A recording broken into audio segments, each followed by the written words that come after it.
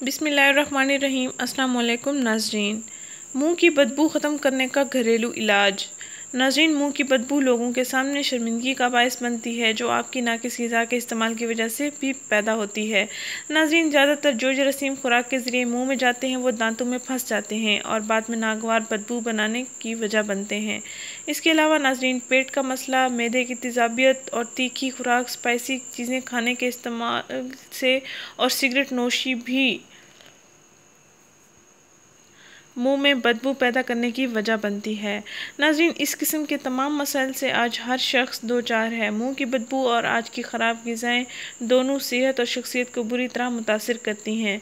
नाज़रीन, हमें अच्छी ग़िज़ा का इस्तेमाल करना चाहिए। हमें अपने लिए अच्छी ग़िज़ा को मुंतखब करना चाहिए, ना बहुत तीखी हो ना मिर्च मसाले वाली हो। नॉर्मल ग़िज़ा इस्तेमाल करनी चाहिए जो जल्दी हज़म भी हो जाए, मैदे में ठहर कर बदबू का बायस भी ना बने।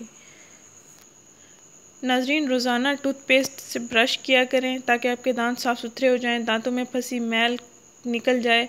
दांतों में मैल फंसने से मुंह में बदबू पैदा होती है। नाज़रीन, मुंह की बदबू ख़त्म करने का ये घरेलू इलाज है जिसके इस्तेमाल से आपके मुंह की बदबू 100% ख़त्म हो जाएगी इंशाअल्लाह। नाज़रीन, ये टोटका हमारा भी आजमाया हुआ है। नाज़रीन, ये एक सादा और घरेलू टोटका है। रात को मुँह साफ़ कर लें, कुली कर लें तो मुंह साफ़ हो जाएगा। और अदरक का 1 इंच का टुकड़ा लें, उसको मुंह में लेकर चबाते रहें। कोशिश करें कि ये रस 1 मिनट में मुंह के अंदर ही रहे। इसके बाद कुछ भी ना खाएं और कुछ भी ना पिएं। सुबह देखें कोई बू का नाम निशान नहीं होगा।